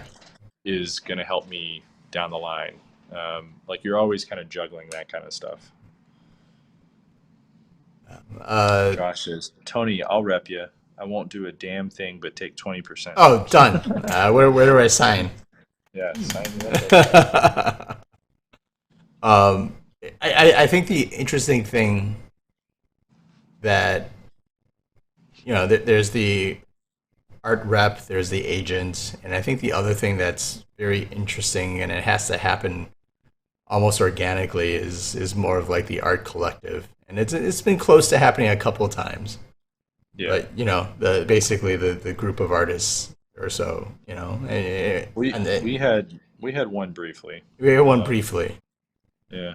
They have similar goals that help each other out, that leverage their collective force. I've seen three or four. So I've actually been in three Yeah. total. Hmm. The the one that was the longest that I think I was in was about a year. Hmm. And it was the Comic Art Social Club. Yeah. Um, or I think it was just Comic Social Club. Hmm. And we did challenges once a month online, and then Hmm. at cons we would set up, instead of us having so many tables, Yeah. we would buy a booth in the center of the convention, like literally Mm. amongst all the big wigs. We Hmm. would just pool our money together to get a big like exhibitor booth, Hmm. and we would turn it into a lounge. Mm. um, and we would have, basically us drawing in the lounge, so to speak. We would have little mini tables that we would set up and do sketches on, and It was really informal, and it had chairs that people could walk up and sit down in and relax and get off the Relax and con chat. floor. Yeah. And yeah, and we talked about bringing drinks in, and might have been going a little too far. But yeah, and we had like lounge music playing, and it was much more chill, and Mhm. it it was okay. It was what was interesting is people seem more intimidated by it than relaxed by it, which was the thing that none of we never thought that would be the case. But it was like as soon as you make something that's so inviting, it kind of makes people think, wait, what? Like no one was doing the thing we thought they would do. Uh, you would have every once in a while somebody would understand it and they would come up, but it was like, wow, this was like the best worst idea we had. Yeah. Um, Samantha says, "Okay, but don't be surprised next year at Dragon Con that I show up with coffee and beg to be an unpaid intern to assist and learn. You guys suggested yeah, it." there you go, there you go. Hey, I'm definitely game if you work. Yeah. Exactly. uh, that's the funny part. It's so we've had an assistant once. Tony and I both have. We Yeah. This was New York. Yeah. Our buddy Austin, Yeah. uh, like basically helped us out at our tables, and we would go grab food or something, and he would basically make sales and things like that while we were away. Um, it's a tricky thing, like doing. Mhm. It's a lot of work, like a It lot is. of work. Um, but it is a really good way to learn about what it's like. Um, Right. like it's not nearly as sexy as you know. There's As Dan usually and I make it out to be. I know we make it out yeah, to look super, super sexy when we're up there behind the table, but, you know. nah, nah. No, the thing that's always the takeaway that my sister had was like, what did she say? She goes, "Okay, you guys work way too hard." And I was like, "What do you mean?" She was like, "Well, like I was here the entire weekend, and like you guys didn't like do anything fun." And I was like, "What do you mean?" I was like, "I feel kind of hurt by that statement." And she was just like, "No, seriously, it's like, you're literally at this like amazing con with all these things, and like, what have you done?" And I was like, "Okay, I feel seen." All right. Uh, Touche, touche. yeah, I was like, I get it. But at the same time, we've done cons, we've gone to cons, we did that for many years, and while they're all very unique in their own way, they're also very similar in many ways.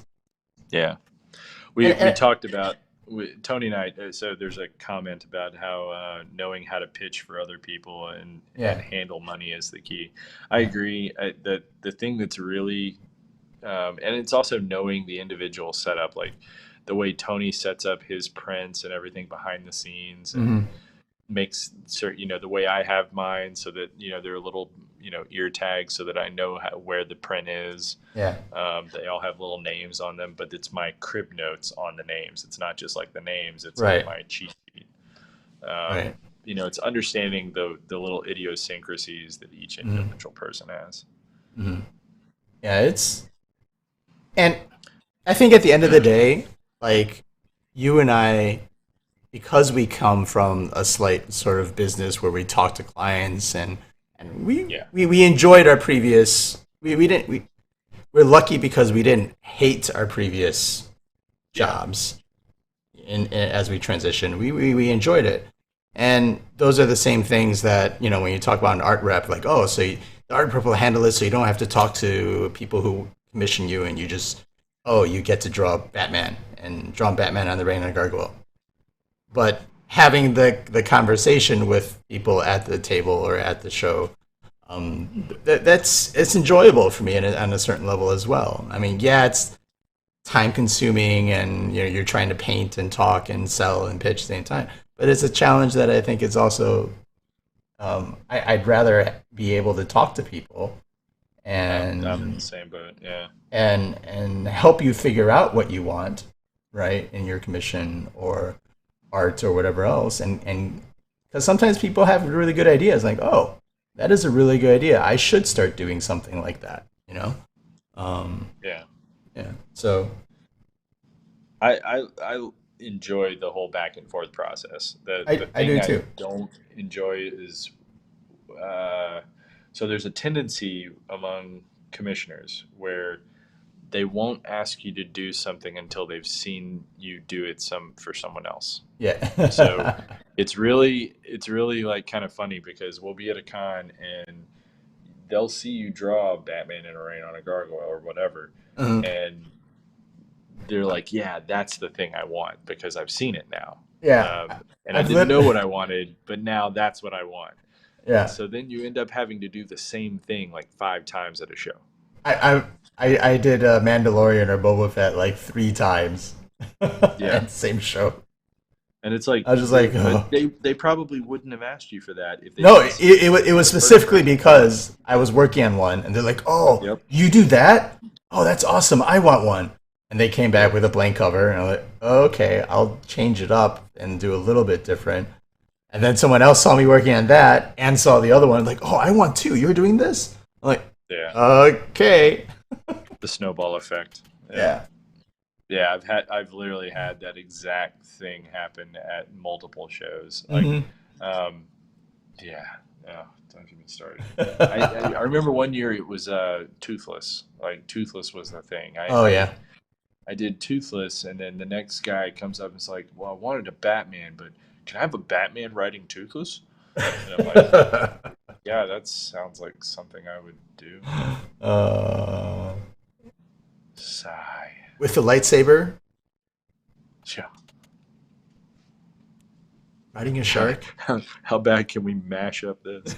Um, when when friends I know I'm vending at a con, they always tell me about tourist things to do. Too tired, no time. Oh yeah, yeah. I get that all the Yeah, time. It yeah, that's the worst. It's like you should totally go to X, Y, and Z, and I'm like, yeah, like I'm yeah. gonna have like 1 minute to do that. Um, I fly in the day that the con starts. I set up. I stand in the same ten yeah, foot square, 8 foot square, for 10 hours. Eat dinner at 9 o'clock at night. There's no time left, buddy. yeah. That my favorite parts of sales getting to know, help, and talk to people. Yeah.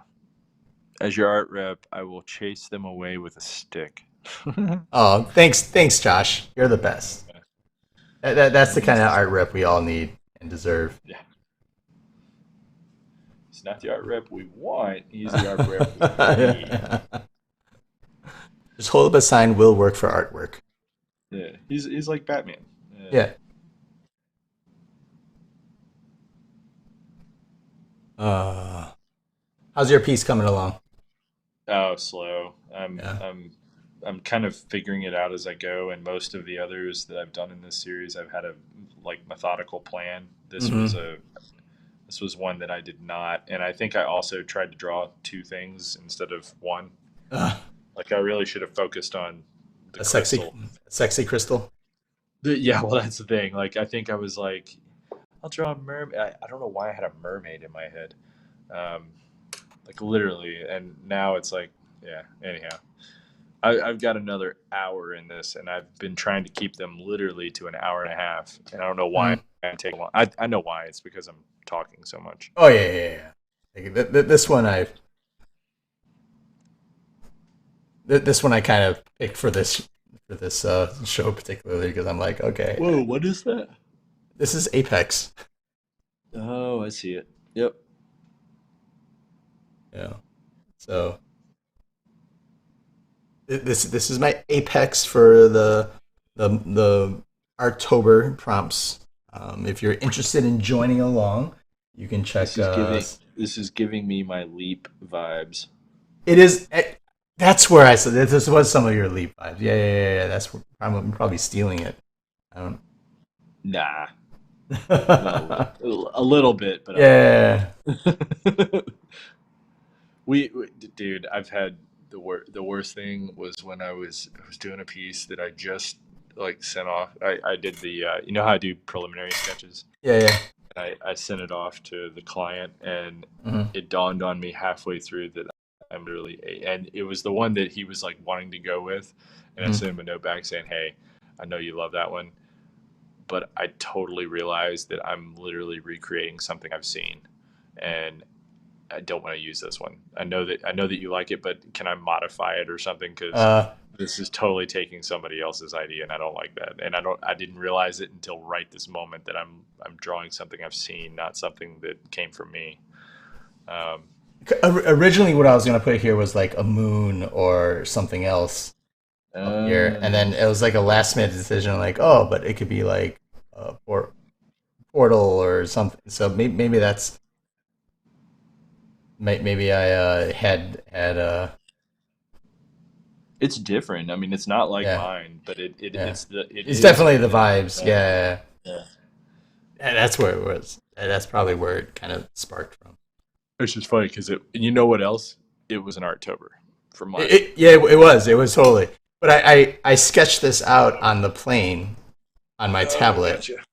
So I was like on my tablet on the plane, and I was doodling something Ooh. like this. But it had a moon and other things, and so The color. Oh, interesting. This is bizarre. So on my phone, the colors are very rich. On YouTube, like on vMix, the colors are incredibly rich. yeah, On YouTube, they're desaturated. really. Yeah, Oh, you should like look at the two of them side by side. Like we're talking, I can see the orange in your sky on vMix, yeah. but on YouTube, it's like a wash, super high Uh, contrast. Do you see it? no. When I'm looking at it, I'll take a screenshot of where it is now, and we'll compare it I'm later. gonna I'll take send it two to you. screenshots just so you can see as Yeah. well. Um, I mean, it's like night and day. Yeah, there we go. Um, Screenshot here.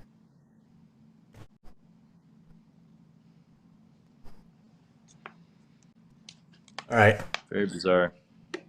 You can sell them together. Do you even have yours still?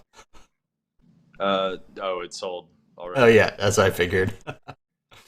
Uh, I think that one went to, oh, yeah, you know who that went to? Caitlin.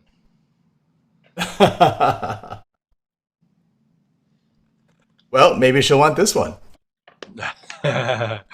Maybe. Maybe. That's interesting because it's like a similar take, but yeah. Oh, okay. You know what it is about the What? color? What? Remember how I was telling you there's a delay? Yeah. It's the delay. You hadn't put in the oranges and stuff. I just saw your brush go up to the Oh, the okay. canvas, start putting in the oranges, and I'm like, what? Yeah. All So, right. if you guys have any questions or anything Yeah. while Any we're other? at, like anything about it, is there anything that we haven't really addressed that is kind of like nagging you about going from one career to another? Like taking one, making the decision at what point. For me, it was like a financial thing. I wanted to make sure Mm, that I hit a certain amount of money that I could bring in, that I had a plan in place to bring in money. yeah. Um, and just the things that were stressful for me were like discipline. took Oh, me took, definitely. took I me a couple months to, when you're in business for yourself, the discipline thing is tough. Honestly, challenges like this one are great at building that, hmm because they'll build your confidence in what you do. So when projects and things like that come along, the anxiety won't really be there as much because you'll know that you'll have that confidence, like, hey, I got this, no problem. But beyond that, it'll also help build your mental and visual library.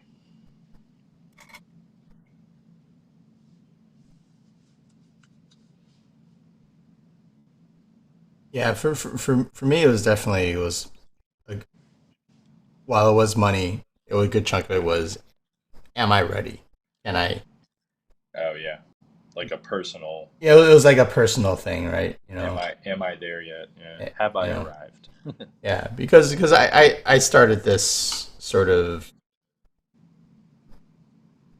artistic journey a little bit later in my, you know, I didn't go to art school. I didn't, you know, my my job Your was much path. more was my job was much more technical than it was creative, right? Yeah, you had a different path. I definitely have a different path. So, My right. my yeah, I started off digital entirely, like 3D modeling and things of that nature. And when I first started doing comics, that was kind of what I started doing because I thought that was what Hmm. everyone should have been doing. Hmm. And at the time I started comics, no one was digital. Yeah, Now everyone is everyone is digital, digital. and hilariously, You're I'm going going to the back. opposite way. You've gone back to Yeah. traditional. Um, Well, it was like it's they're losing money. yeah. That's what it comes down to. Um, they have no originals to sell, and now everybody's like, "Yay, I made this NFT." It's like, Hmm. oh, great, torch the environment. Tony, when you were doing both cons and normal job, how do you balance it? For me, uh, I think there are two things I could equate to it. One was, in general, I don't have to have as much sleep as most people. Yeah, yeah. Um, I'm laughing because we, yeah, like, we have been told that we are like not normal yeah, humans. when it Yeah, comes to sleep, like, yeah, I don't, I can force it, but even if I don't force like a sleep deprived schedule, like I still sleep less than most people. yeah. We've roomed together at many cons, Yeah. and it's kind of comical because when we first started, we both were on the same sleep schedule. We would just crash whenever it was like, dude, I'm not making any sense anymore. Are you? And Yeah. he's like, no, no, I'm out. I'm out. I'm literally not even. I'm going through the motion painting, and my brain isn't functioning anymore. And then we'll sleep for like 2 or 3 hours, and then we're like good to go. Yeah. Um, Now what we'll do is Tony will stay up until he reaches that point, whereas I will be like, you know what? I'm gonna wake up super early, but I'm gonna go to bed now. Yeah. We go to bed early and then wake up at like some ungodly hour, like 3 or 4. Yeah. Um, and so I'll work like an hour or two earlier. Yeah. He'll work an hour or two later. Yeah. I attribute that to children. But Like that's definitely because I have yeah. kids and Tony doesn't. Yeah. Well, that's also something that I did when I had the two jobs. When I had the other job, when I was Yeah, moonlighting, I would wake up earlier and do the creative stuff in the morning. in the Yeah, morning, and then I would say things like, "Oh, I have to paint the background orange," or just filling in the colors. That would be the stuff I would do in the evening when I was already kind of tired, and it was more just like, okay, stay inside the lines and fill this stuff in. yeah, So like that, identifying a process to your creativity was definitely something that I was forced to find so that I can do both.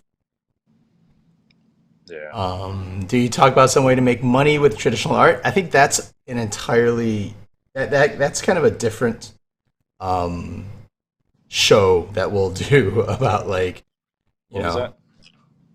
how do you make money with traditional art is the question. Uh, how do you make money? Yeah, you talk about how to make money with traditional art. Um, Um, you mean like selling the work you do? yeah, but I think it's also selling it, doing it's not just selling it, the original, but there's also doing prints, limited edition, putting it in books, collecting it, doing a Kickstarter. A single Uh, piece of art can right. provide several streams of income, Yeah. as well as sometimes you do a piece just to capitalize on a, a hashtag or whatever's happening on social media just to gain some social media cred sometimes. You know, Wall Street Journal. well, Wall Street Journal. Thanks. So GameStop.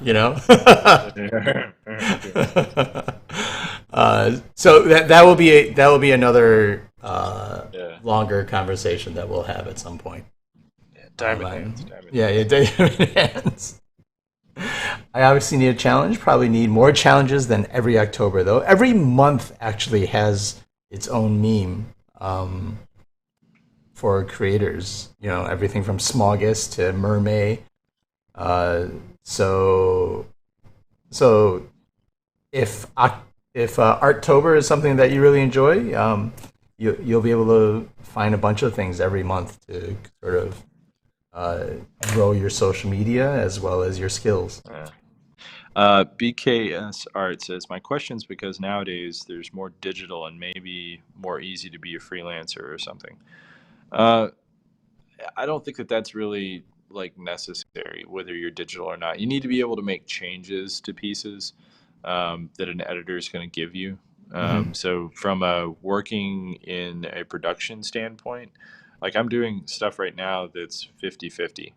I was telling Tony earlier tonight that the project that I'm currently working on, I'm probably going to move to an entirely digital like workflow just because the amount of changes I'm making to the pieces after I'm finishing them is just it's like when you get to a point, it's like, okay, this is barely the base traditional painting that I did. So, why don't I just start off digital so I can make the changes faster? Yeah. And I'm at that point with this project that I'm currently doing. But I'd take it on a project by project basis for clients. I try and work traditional because when you work traditional, you can sell two things. When Yeah. you work No, no. digital, you can only sell one. Right. Until NFTs is like become a Not, possible thing. not Uh, until. yeah. uh, it's weird. I'm just now getting into digital collecting, Yeah. so I'm starting to understand Uh huh. a little bit The more about the mindset. mentality, yeah, the Yeah. mindset behind it. But I don't. NFTs is one that I can't wrap my brain around. Um, like yeah, I don't see NFTs being sustainable. Yeah. But Um, yeah. but yeah, The but definitely that's one thing that helped me be able to take art full time was actually having originals, yeah, and being able to sell originals because in a world where everything is mostly digital, you go down artist alley. There's so many things that so are digital. Original here's art is hard to come by sometimes. here's an interesting question, Tony. How much at Dragon Con? Do you mind if I talk Yeah, numbers? yeah. At Dragon Con, what percentage of the money you made was from original, already finished traditional pieces? Oh, at Dragon Con? Yeah, because I know what you sold at Dragon Yeah, Con. it's for what, 40, 50%? Yeah, so 40 or 50% of his income at Dragon Con came from Yeah, traditional pieces that people bought out of his folder. right. I would say for me, it was more like 30%. Yeah, but I and didn't sell that, nearly yeah, as much traditional work as you yeah, did out of yours. yeah. We both did about the same amount of like commissions. We both sold a bunch Yeah. of prints and everything else. But yeah, like I some, sold books, which you yeah, didn't, yeah, which and you had was some books. but yeah, Um, I would say traditional, like, I mean, the best way to make art, to make money as an artist, this is a whole nother conversation than what we're right, talking about at this episode. But right. here's the short and skinny, and we'll probably talk about this in a future episode. Um, is diversify. Like, Yep. don't have like, don't just do commissions at a con because you'll go to a con and make absolutely no money Yeah, because no one will be doing commissions. yeah, You'll go to a con and make no money because no one's buying prints, and that's the only yeah. thing you're selling. We have friends that's all they do is prints at conventions, and they die at Yeah, certain and shows they're because very susceptible. Like I, they are very successful artists, but yeah, there are certain cons where, and you never know when it's going to happen, where it's yep, just like no one wants prints at this show, or no one wants, Yeah, and whatever. some of them are really big shows. I could Yeah. there was a Phoenix Comic Con that where I ended up doing very well, but the several people that I knew at the show were like, "Yeah, this is one of my worst shows of the year." I was like, "I did pretty well," Yeah. but that was also because I had some people like pick up some original art pieces or Yeah. do larger And you, commissions. you never know where it's going to happen. Hmm. The other No. thing that's kind of weird is like you never know like what's going to take off. Like it can work the other way too. Like something will be the hot. Like I've had shows where books have been gangbusters. Hmm. Like I've sold out of every book I had, and then other shows where I bring a box of books and I leave with a box of books. Hmm. It's like, wow, this city just doesn't read. Mm. It's like I had no idea. Another idea for a stream: painting on budgets. Like if you had $100, what supplies would you get to start? Oh, that's a Um, good one. Yeah. it, it, We could it, also do a whole episode where we literally like we could do our dueling piano thing where yeah. we work off of the exact same shoestring palette and Uh budget. huh. Uh huh. Um, So I've done this before, yeah. where the stream. I did this on Twitch, and the chat basically donated like 20 or $25, like amongst. So when I got to $25, it was a Walmart art stream. I took Huh. that money. I took $25 and went to Walmart. I was like, all Oh, that's right, cool. what can I get? Yeah, that's And then cool. then I then I This is yeah. like the Guy Fieri Yeah. shopping wars thing. I love it. Yeah. And then I took it back to and then the next time I streamed, I was like, okay, here's what I bought. I bought this $2 watercolor palette, but I did splurge $8 on these on the paper or whatever else. I got the most expensive paper that Walmart had. So but yeah, All maybe right, we'll do something like that. We'll set something like that up. We'll do a I'm down. I'm down. yeah, yeah. All right. Well, listen. This Thank you, has been about everybody. this has been a 2 hour show, Yeah, this was longest a long one. one. Yeah. If you Um, guys have any other questions regarding our topic, feel free to list them leave, down here. We do yeah, check the messages and respond. yeah. Um, there's some from last time, by the way, that we need to respond to. I was Oh, thinking okay. of it. Yeah. Um, You might have to do that. I'm gonna be traveling and no, no, doing no. yeah. I'm going to. I'll go through the whole feed All and, right. and answer stuff. All right. There were a few very specific questions. Yeah, yeah, yeah. But yeah, thank you guys so much. I'm starting to lose my Awesome. voice here. Yeah, yeah, Yeah. yeah. Yeah, I'll probably lose my And voice this weekend. Artober, if you guys are still posting stuff, feel free to tag us and Yeah. tag. Tag Like Dangle. I love when you guys like tag our names and Yeah. we can actually see what everybody's doing. Yeah. Um, it's a lot of fun. I have two ink pieces that'll be going up tomorrow, and then I'll start dropping my Artober pieces. Yeah. Um, And I've been and keeping up, but I've been yeah, I have too much work and not enough scanning time. And we know that we missed an episode last week just because the schedules couldn't quite work out. we So we will try and double up. yeah, we'll Yeah. be doubling up in the upcoming week or two. After New York Comic Con for me, I'll have a little free time.